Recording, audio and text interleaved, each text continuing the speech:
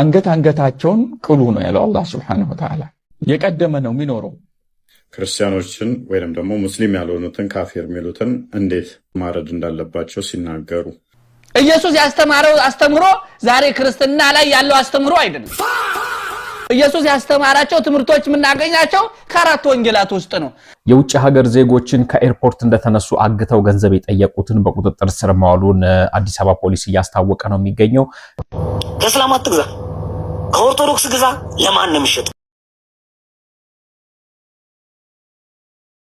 አንገታቸውን ቅሉ ነው ያለው አላህ Subhanahu Wa Ta'ala ምንም መራራት የለም ግደሏቸው የቀደመ ነው የሚኖረው ክርስቲያኖችን ወይንም ደግሞ ሙስሊም ያልሆኑትን ካፊር የሚሉትን እንዴት መግደል እንዴት ማረድ እንዳለባቸው ሲናገሩ በጦር ሜዳ ላይ የተገናኛቸው ጊዜ فضرب الرقاب አንገታቸውን ቅሉ ነው ያለው አላህ Subhanahu Wa Ta'ala ምንም መራራት የለም ግደሏቸው ጦር ሜዳ ለከክልህ ቦታ አይደለም ወይ ትገለዋለህ ወይ ይገለሃል ነው የቀደመ ነው የሚኖረው እነዚህን አያቶች እየወሰዱ ካፊሮቹ ሹብሃ ይሄው እስልምና የጦርነት እንትን ነው ወይም ገዳይ ነው ግደሉ ይላል አንገታቸውን በሉ ይላል እያሉ ይሰብካሉ ታዲያ ጦር ሜዳ ላይ ምን ያርገ አልጋ ያንጥፍልህ አበባ ያቀርብልህ በጦር ሜዳ ላይ ማን ምን ሲያረግ ነው ያያችሁት እናቴ የቄስ ልጅ ናት ወንድሞቿም ቄስ ናቸው እናቴ እምነቷ ላይ አጥባቂና አክራሪ ነች እናቴ የኔን መስለም ስነግራት ልትቀበለኝ አልቻለች አንተ ሙስሊም ከሆንክ እኔ ልጅ አይደለም ማለች አላህን ስላወቅኩኝ እኔ አላህን አውቄያለሁ አላህ ለእናት የሚሰጠውን ቦታ ስላወቅኩ አላህን መረጥኩኝ አላህን ስመርጥ ምናልባት በጊዜው ተነጋግረናል እናቴ ጋር ተነጋግረናል ልጅ አይደለም ከዚህ በኋላ አንተና እኔ መንገዳችን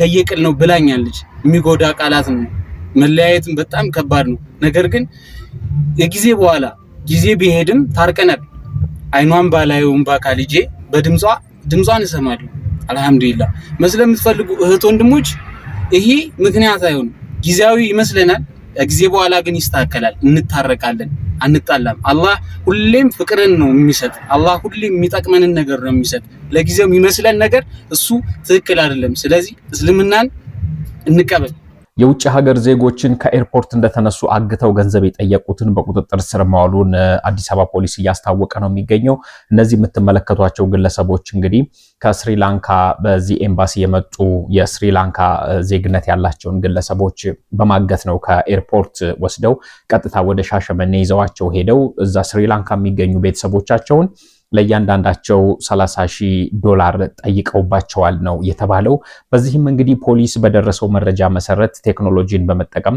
ባደረገው ክትትል ሻሸመኔ አንድ ቤት ውስጥ አስገብተው እንደዘጉባቸው ነው የተነገረው 4 ፓኪስታውያንና 2 ኢትዮጵያውያን በጋራ ሆነው ይህንን የእገታ ወንጀል እንደፈጸሙም ነው ፖሊስ ያስታወቀው በተደረገው ከፍተኛ ርብርብም እንግዲህ አዲስ አበባ ፖሊስ ከሌሎች የጸጥታ አካላት ጋር በመሆን በቁጥጥር ስር እንዳዋላቸው አሁን የአዲስ አበባ ፖሊስ ያወጣው መረጃ ያመላክታል ኢየሱስ ያስተማረው አስተምሮ ዛሬ ክርስትና ላይ ያለው አስተምሮ አይደለም ኢየሱስ ያስተማራቸው ትምርቶች ምናገኛቸው ከአራት ወንጌላት ውስጥ ነው ከአራት ወንጌላት ውስጥ ደግሞ እሱ ያስተማረው አምላክ ነኝ ጌታ ነኝ የሚሉ ነገሮች የሉትም በመጽሐፍ ቅዱስም አምላክ ነኝ ያላለም እንዲያውም አምላክ ነው ብለው በሚመሰክሩት ሰዎች ላይ ይመሰክርባቸዋል አምላክ ነኝ ብያለሁ ወይ ብሎ ሲል ምንድነው የምትለያን ጊዜ አምላክ ነኝ ብያለሁ አምልከኝ ብያለሁ ወይ ብሎ ሲልህ ምንድነው ትመልሽው አምላክ ነው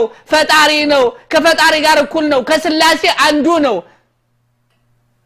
ሙቶ የተነሳ አምላክ ነው እያልኩ ዛሬ ስናገር እውነት እኔ አምላክ ነኝ ብያለሁ ወይ ብሎ ሲል ምን ትመልሳለህ ምንም የጌትነትም ሆነ የአምላክነት ደረጃ ፈጽሞ የለው የአምላክነትም ሆነ የጌትነት ደረጃ እሱም አልተናገረ ሌሎች ቢያቀራርቡትም እሱም አይደለም ጳውሎስ ሰባኪ ነው ጴጥሮስ ሰባኪ ነው ሐዋርያ በሙሉ ሰባኪ ናቸው ስለሱ የሰበኩትን ከመናገር እሱ ያስተማራቸው ነው እነሱ መስበክ ያለባቸው ማለት ስለዚህ ያማ ከሆነ ጳውሎስ እንዲህ ብሏል፣ ጴጥሮስ እንዲህ ብሏል፣ ዮሐንስ እንዲህ ብሏል ከሆነ እሱ በግልጽ ያላስተማረው እነሱ ካስተማሩ ተቀባይነት አይኖረው። ከእስላም አትግዛ፣ ከኦርቶዶክስ ግዛ። ለማን ነው የሚሸጥ? ይሄን ኮንሴፕት እስቲ ጻፉት። እስቲ 373 ትበሉ ምን ብላችሁ ትጽፋላችሁ በኮሜንት? ከኦርቶዶክስ ግዛ። ጭራሽ እንደዚህ አይባልም። በቃ የማይባል ነገር ማለት ነው። የሚያወሩት ወሬ ሲያስጠላ ወላሂ ለዓዲም። ግን ከዚህ ንግግርን በላይ የከፋ ንግግር አለ። ሁለተኛ ዮሐንስ መልእክት ምዕራፍ 1 ቁጥር 10 ላይ በኢየሱስ ክርስቶስ ትምህርት ያልመጣ ኦኬ በእምነት የማይመስልህን ማለት ነው ሰላም እንዳትለው ይላል። ሰላም ካልከው አንተ ምንድነህ? የኃጢአቱ ተካፋይ ነህ ይላል። ከዚህ ሰውየም ንግግር የከፋ አስተምሮት አለ መጽሐፋቸው ላይ። ኢንዌይስ ያለው ተጨባጭ ወይ ደግሞ መሆን ያለበት ነገር ምንድነው ከተባለ ኢትዮጵያ ላይ የተለያየ እምነት ያለን ሰዎች ነን ብዙዎቻችን አይደል እንዴ? በዋነኛነት ክርስቲያንና ሙስሊም ማለት ነው። ኦኬ ኢትዮጵያ ላይ አንድ ላይ እስከኖርን ድረስ ተቻችለን ተከባብረን መኖር አለብን። አንተ ከሱቅ አትግዛ ከተባለማ በአይነ ቁራኛ ልንተያይ ነው። ይህ ማለት ደግሞ ተጠፋፋን ማለት ነው። ተጠፋፋን። እስልምና ግን ይሄን አይደለም ያስቀመጠው። طيب እስልምና ግን ይሄን አይደለም ያስቀመጠው። አላህ Subhanahu Wa Ta'ala በሱረቱ ተውባ ላይ ምዕራፍ 9 ላይ ማለት ነው እዚህ ጋር እንደምታዩት አይሁድና ክርስቲያኖች ለምሳሌ ኢትዮጵያን ሙስሊም ቢያስተዳድራት ወይ ደግሞ በሸሪዓ በኢስላም ብትተዳደር ኢትዮጵያ በኢትዮጵያ ሀገር ውስጥ ክርስቲያንና አይሁድ መኖር ይችላል። ማህበራዊ ህይወትን እስልምና ይወዳል ይፈቅዳል። ኦኬ ምን ግብር እየከፈሉ እያለ ነው አላህ Subhanahu Wa Ta'ala። ኦኬ ጂዝያ ግብር እየከፈሉ መኖር ይችላሉ ይላል። በዚህ መካከል ምን አለ? አብሮ መኗኗር አለ፣ ጉርብትና አለ፣ የመሳሰለው የእነሱንም ሀቅ እንድንወጣ እስልምና ያዛል። አያችሁ አይደል? የእስልምናን ውበት አያችሁ። አሸናፊነት ማለት ይሄ ነው። ኦኬ እንጂ በአይነ ቁራኛ የተያየህ እንዲህ አይሆንም፣ አይመጣውም ጭራሽ። እንዲህም ደግሞ እንሂድ ከተባለ በእናንተ ነው የሚብሰው። ኢትዮጵያ ላይ መተው ሱቅ የሚከፍትና ደመቁ ገንዘብ ከየት አምጥተው ነው? ከየት ነው የሚያመጡት? ከኛ ከሙስሊሞች እኮ ነው። ዱባይ፣ ሳዑዲ አረቢያ ሂዱ አይደል እንዴ ሰርተው ላባቸውን ጠብ አድርገው። ኦኬ በእርግጥ የነሱ ስራ ብቻ አይደለም ደህና ገንዘብን ማግኘት ስለቻሉ ነው እዛ ሄደው ያገኙ ያሉት። ኦኬ ከማን ነው? ከሙስሊም ነው የሚያገኙት። ከኛው ነው የሚያመጡት ገንዘቡን። ስለዚህ በእኛ ይብሳል። ኦኬ አያስኬድም። እና በጣም የወረደ ሁሌ ድንቁርናችሁን ለዓለም ነው የምናስተዋውቅላችሁ። ባይ ዘ ዌይ ሁሌ ድንቁርናችሁን ለዓለም ባስተዋወቅን ቁጥር ሰው ይታዘባችኋል። ሰው ይሄንን እምነት እየጠላ ይመጣል። ሰው ወደ ቀጥተኛው መንገድ ወደ ኢስላም እየመጣ ይሄዳል ማለት ነው። በገዛ እጃችሁ ማለት ነው። ለሂዳያው ሰበብ እየሆናችሁ ነው። ኦኬ በጣም ነው የሚያሳዝነው። ትናንትና ከእስልምና እምነት ላይ ወረዱ። በአርሲ በንጹሃን ሰዎችን የሚጨፈጭፉ ቤተክርስቲያን የሚያቃጥሉ ንብረትን የሚያወድሙ እስልምና እምነት ተከታዮች ሳይሆኑ የታጠቁ ቡድኖች ወይም ኃይሎች ናቸው ብዬ በሰራሁት ቪዲዮ በጣም ብዙ ስድቦችን አስተናግጃለሁ። እንግዲህ አሁን ረጋ ብዬ ልነግራችሁ ነው የመጣሁት። እናንተም ስድባችሁን ቀጥሉ፣ ምክንያቱም እኔ ስራ እየሰራው ነው ማለት ነው። አሁን ማስረግጬ የምናገረው ነገር በአርሲ ክልል ላይ በተለያዩ ቦታዎች ላይ ንጹሃን ሰዎችን እየጨፈጨፉ እየገደሉ ያሉት ቤተክርስቲያኑን እያቃጠሉ ያሉት የታጠቁ ኃይሎች ናቸው እንጂ የእስልምና እምነት ተከታይ ምእመናኖች እንዳልሆኑ በአንድ ድምጽ መናገር እፈልጋለሁ ማለት ነው። ይሄንንም ለማጣራት እንግዲህ ኦርቶዶክስ ነኝ ክርስቲያን ነኝ እንዲህ እስልምናን እምነት እንዲያነሳችሁ የምታውለበልቡ ግለሰቦች በአካል ተገኝታችሁ ነገሩን ማጣራት ትችላላችሁ ማለት ነው። ዞሮ ዞሮ የሚፈለገው ይሄ ነው። እንግዲህ የእስልምናና የክርስትና ሃይማኖት ተቻችለን በአንድነት ተከባብረን የኖርን የምንኖር ህዝቦች ነን። ተዋልደንም አንድ ቤት የኖርን ህዝቦች ነን። በሀዘን በደስታ አብረን ያሳለፈን ህዝቦች ነን እና ይሄንን ፍቅራችን አንድነታችን ለማደፍረስ ስለሆነ አጀንዳ ተደርጎ ይሄ ነገር የመጣው መስቀል ስላረጉ ብቻ እኛ ኦርቶዶክስን እንደማይገልጹልን በአንድ ስም መናገር እፈልጋለሁ ማለት ነው። ምክንያቱም እየገደለን እየጨፈጨፈን ያለው በየቦታው የታጠቁ ኃይሎች ናቸው እንጂ የእስልምና እምነት ተከታይ ምእመናኖች አይደሉም። አዎ አይደሉም። መጽሐፍ ቅዱሱ ላይ የተመሳሳይ ጾታ ጋብቻ መንፈሳዊ ነው ለማስባል ከዳዊት ቁባቶችና ሚስቶች መካከል ወንዶች ነበሩ የሚል ያስገቡልናል።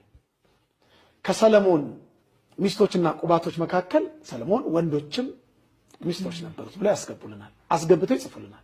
በኋላ ወንድ ለወንድ ጋብቻ በቤተ መቅደስ ተገልጦ መጽሐፍ ቅዱስ አሁን እያጋቡ አይደል? በምዕራባውያኑ በፕሮቴስታንቱ በካቶሊክ ቸርች የተጋቡ ነው። ነገር ደግሞ እኛ ጋር ይኸው ተጽፏል ይሉሻል። ይኸው አባ ገብርኤል እንዳሉት ይኸው ሮሜ 8:34 እንደሚማልድ የሌለ አሁን ደግሞ እዚህ ጋር ተጽፏል ይላል። ሰው የተጻፈውን ብቻ ስለሚያይ ተበራርዞ ይሁን አይሁን ስለማያስተውል ለካ ወንድ ለወንድ ሴት ለሴት መጋባት መጽሐፍ ቅዱሳዊ ነው ብሎ ይቀጥላል። ስለዚህ የተጻፈ ሁሉ አንመን። መጻሕፍት ተበራርዘዋል። በጣም ብዙ መጻሕፍት የቤተ ክርስቲያን መጻሕፍት ተበራርዘዋል። እዚህ መጽሐፍ ቅዱስ ውስጥ በጣም ብዙ የተበራረዘ ነገር አለ። ይሄን መጽሐፍ ቅዱስ አጥፍቶታል። እሺ በአባ ተክለ ሃይማኖት ዘመን የታተመውን ይሄንን አጥፍተውታል። ቢያንስ ይሄ ይሻላል። ይሄ ብዙ አልተበራረዘም። ቢያንስ እሱ የስንት ዓመተ ምህረት ይሄ በብፁዕ ቅዱስ አቡነ ተክለ ሃይማኖት ዘመን የታተመ መጽሐፍ ቅዱስ ነው። ይሄን መጽሐፍ ቅዱስ 1980 ላይ በድጋሚ ታትሟል። ከዛም በፊት ታትሟል። ግን አጥፍተውታል። አሁን ገበያ ላይ የለም። ገበያ ላይ ብታገኙ ከ15 እስከ 20 ሺህ ብር ነው የምታገኙ። ይሄን መጽሐፍ እንግዲህ ያው ከ15 ሺህ እስከ 20 ሺህ ብር ነው የምታገኙ። አታገኙ። አሁን ሌላው ላይ እዚህ ላይ ለነ የሚለው እንደሚማለል ነው የሚለው። በጣም አልተበረዘች፣ ደምቃለች፣ ተበርዛለች። በደንብ ያስታውቃል በኮምፒውተር እና የቤተ ክርስቲያን መጽሐፋችን ይሄ መጽሐፍ ቅዱስ አይደለም። በአብዛኛው ገበያ ላይ የሚሸጥ ቲክቶክ ላይ እንደውም አንዱ ወደ 8 ነው 7 መጽሐፍ ይዞ እያደለው አንብቡ እያለ ነበር ኦርቶዶክሳዊ ባለማወቅ። ስለዚህ ብዙ መጽሐፍ ስለተበራረዙ አባታችሁ ዱዓችሁ ወዲያው ምላሽ እንዲያገኝ ከፈለጋችሁ ማድረግ ያለባችሁ 4 ዱዓዎችን ዛሬ ነግራችኋለሁ። እነዚህ ዱዓዎች በቁርአን ውስጥ የተጠቀሱ ሲሆኑ ውጤታቸውም እንደዛው በቁርአን ውስጥ ተገልጿል። አንደኛ በጣም ልትቋቋሙት የማትችሉት ችግር ሲፈጠርባችሁ አሊያም ደግሞ ሰዎች ሊያስፈራሯችሁ ሲሞክሩ የምታደርጉት ዱዓ ነው። እሱም ሐስቡናላህ ወኒዕመል ወኪል፣ አላህ በቂያችን ነው ምን ያማረ መጠጊያ። ይህንን ዱዓ ካደረጋችሁ የምታገኙትን ውጤት አላህ ስብሓነሁ ወተዓላ እንዲህ ብሎ ይገልጸዋል። ፈንቀለቡ ቢኒዕመቲን ሚነላሂ ወፈድሊን ለም የምሰስሁም ሱእ። በአላህ ስብሓነሁ ወተዓላ ጸጋና ትሩፋት ሙሉ በሙሉ ትመለሳላችሁ ምንም አይነት ክፉ ነገር ሳያጋጥማችሁ። ሁለተኛው ደግሞ ሰዎች በእናንተ ላይ ተንኮልን እየሸረቡ እንደሆነ ከተረዳችሁ የሚደረግ ዱዓ። እሱም ወኡፈዊዱ አምሪ ኢለላህ፣ ጉዳይን በጠቅላላ ወደ አላህ ስብሓነሁ ወተዓላ አስጠጋለሁ ብላችሁ ነው የምታደርጉት ይህንን ዱዓ። አላህ ስብሓነሁ ወተዓላ ይህንን ዱዓ ካደረጋችሁ ምን አይነት ውጤት እንደሚሰጣችሁ በቁርአን ውስጥ ሲገልጽ ፈወቃሁ ላሁ ሰይአቲ ማ መከሩ፣ አላህ ስብሓነሁ ወተዓላ እነዛ ሰዎች ያሰቡትን መጥፎ ተንኮል ይጠብቃቸዋል። ሶስተኛ ብቸኝነት ስሜትና መፍትሄውን የማታውቁት ጭንቀት በሚሰማችሁ ጊዜ የሚደረግ ዱዓ ነው። እሱም ላኢላሃ ኢላ አንተ ሱብሓነከ ኢኒ ኩንቱ ሚነል ዛሊሚን፣ ላኢላሃ ኢላ አንተ ካንተ ውጭ ምንም አምላክ የለም፣ ሱብሓነክ ከጉድለት በጠቅላላ ጥራት ይገባ፣ ኢኒ ኩንቱ ሚነል ዛሊሚን በእርግጥ እኔ ከበዳዮች ነኝ። ይህንን ዱዓ በምታደርጉበት ጊዜ የምታገኙትን ውጤት አላህ ስብሓነሁ ወተዓላ እንዲህ ብሎ ይገልጸዋል። ፈስተጀብና ለህ፣ ይህንን ዱዓ ያደረገውን ነቢዩላህ ዩኑስን ዱዓውን ተቀበልነው። ወነጀይናሁ ሚነል ገም፣ ከነበረበትም ጭንቀት ነፃ ወጣ ነው። ወከዛሊከ ኑንጂል ሙእሚኒን፣ በዚህ መልክ ልክ እሱን ነጃ እንዳወጣ ነው ሌሎች አማኞችንም ነፃ እናወጣቸዋለን ካሉበት ጭንቀት። አራተኛውና የመጨረሻው በጣም ደስ የሚላችሁን ነገር ስትመለከቱ ያንንም ነገር አላህ እንዲጨምርላችሁና እንዲያቆይላችሁ ስትፈልጉ የሚደረግ ዱዓ። እሱም ማሻ አላሁ ላ ቁወተ ኢላ ቢላህ፣ ማሻ አላህ አላህ የሻው ሆነ፣ ላ ቁወተ ኢላ ቢላህ ብርታት ወይም ደግሞ ኃይል ከአላህ ውጭ የለም የሚለው ዱዓ ነው። ይህንን ዱዓ ካደረጋችሁ አላህ ስብሓነሁ ወተዓላ የሚሰጣችሁ ምላሽ ፈዓሳ ረቢ አን ዩእቲየኒ ኸይረን ሚን ጀነቲክ፣ የነበራችሁ ነገር ላይ የተሻለን ወይም ደግሞ መልካምን ነገር ይጨምርላችኋል። ስለዚህ በእነዚህ 4 ዱዓዎች ላይ አደራ ልላችሁ እፈልጋለሁ። ወሰላሙ አለይኩም ወረሕመቱላህ።